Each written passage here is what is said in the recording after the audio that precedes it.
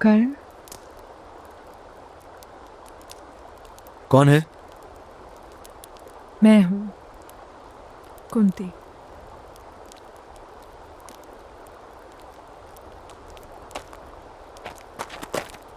मुझे अभी वो दिन याद है, वर्षों पहले प्रतिस्पर्धा चल रही थी और तुमने प्रवेश किया।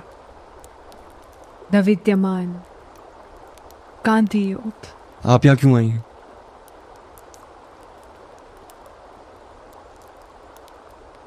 मैं तुम्हें ढूंढते हुए आई हूं,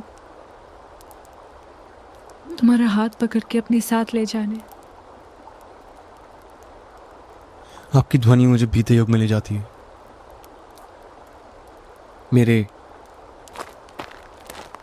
बाल्यावस्था की ओर। आपकी ध्वनि के पश्चात मेरे मस्तक पर जैसे ही किसी के हाथ पड़ते हैं, कितनी बार मेरे सपने में एक स्त्री मुझे मिलने आती रही। कहीं आप वो सपना तो नहीं? मेरे साथ आओ। क्रोध, द्वेष, विजय की लालसा सब झूठे लग रहे हैं, जैसे कोई रात्रि का ज्वार हो। आप मुझे कहां ले जाएंगे? वहां, उस तरफ, उन दूसरे कक्षों में, उन प्रकाशों की ओर। मेरे शत्रुओं की ओर? हाँ। उस अर्जुन की ओर? हाँ। और वहां मुझे दोबारा मेरी माता मिलेगी, जिसने मुझे पहले ही ठुकरा दिया था, जिसने मुझे टोकरी में रखकर नदी के हवाले कर दिया था।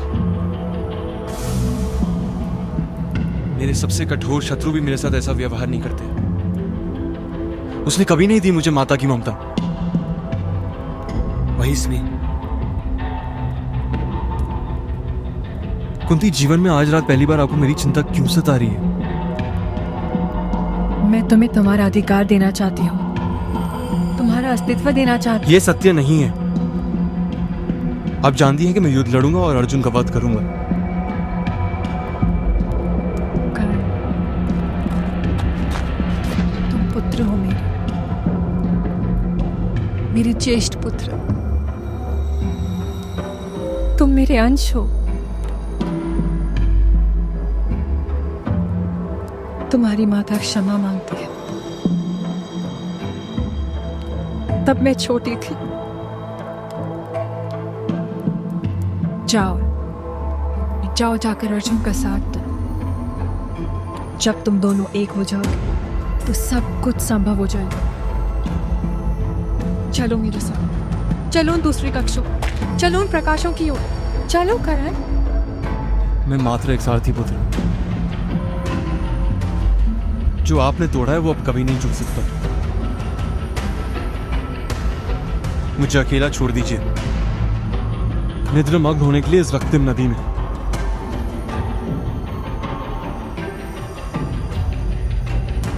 किंतु मैं आपके लिए काम कर सकता हूं।